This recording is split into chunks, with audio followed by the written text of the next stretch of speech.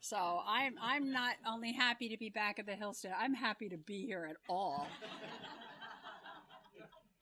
So, I'm going to be reading tonight primarily from They, my most recent book, but I thought I'd like to begin with a couple of books from the Golden Hour, my fourth book, that I now realize presaged the book that was going to come 8 years later. Helping my daughter move into her first apartment. Anyone who has helped a child move into a dorm room, I think, will identify with this one. This is all I am to her now. A pair of legs in running shoes, 2 arms strung with braided wire. She heaves a carton sagging with CDs at me, and I accept it gladly, lifting with my legs, not bending over, raising each foot high enough to clear the step. Fortunate to be of any use to her at all. I wrestle, stooped and single-handed, with her mattress in the stairwell, saying nothing as it pins me sweating to the wall. Vacuum cleaner, spiny cactus, 5-pound sacks of rice and lentils stacked against my heart. Up one flight of stairs and then another, down again with nothing in my arms. Oh, you can hold your applause because, it'd be terrible if you didn't applaud after the next one. So let's just... Okay, I will read one more from the Golden Hour. This one that Garrison Keillor chose to read on the Writer's Almanac. It refers to the period right after my mother died in 2002, and my daughter had been very close to her, and after she died, she just took that love and transferred it to my father. Vegan. My daughter hauls her sacks of beans and vegetables in from the car and begins to chop. My father, who has had enough caffeine, makes himself a Manhattan on the rocks.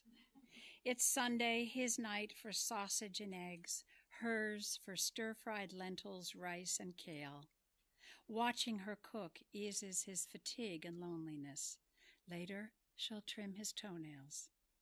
He no longer has an appetite for anything beyond this evening ritual, but he'll fry himself an egg tonight and eat dinner with his granddaughter. For a widower, there is no greater comfort in the world than his girls and his girls' girls.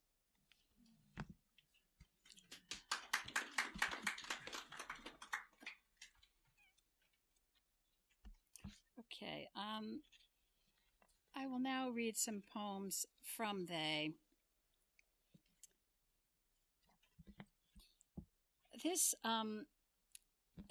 I'll begin with a poem actually about the house we finally sold. We left Mystic, where we lived for 34 years, in 2006 because my husband had a job at a museum on the Chesapeake Bay. And of course, if those of you remember, that was right at the start of the real estate crisis when things really started to get bad.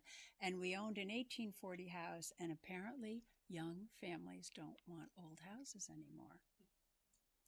So that house stood empty for more than 4 years, and then he moved back in it to take over the Humanities Council. We lived separately for 4 years, and then he retired last summer, and we finally sold the house 8.5 years later. So I will read a poem about that house called The Empty House.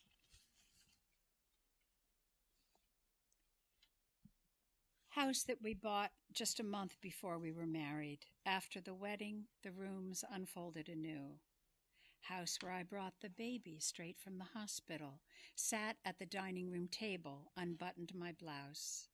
House of the Christmas Eve dinners, my niece and her boyfriend together on the piano bench, which to this day bears a mark from the heat of their thighs.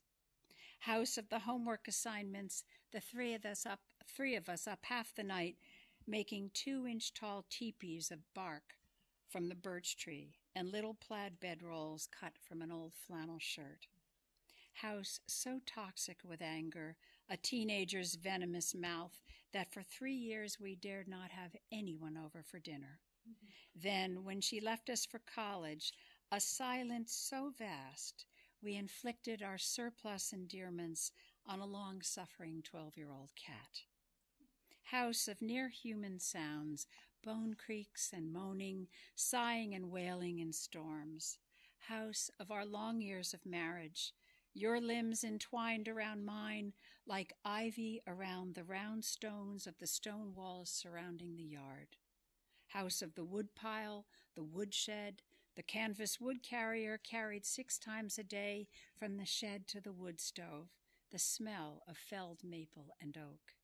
House I came home to after my mother died, put down my suitcase, and lay on the bed with my coat still on, hands folded over the knot of my sorrow as sleep closed its massive green door.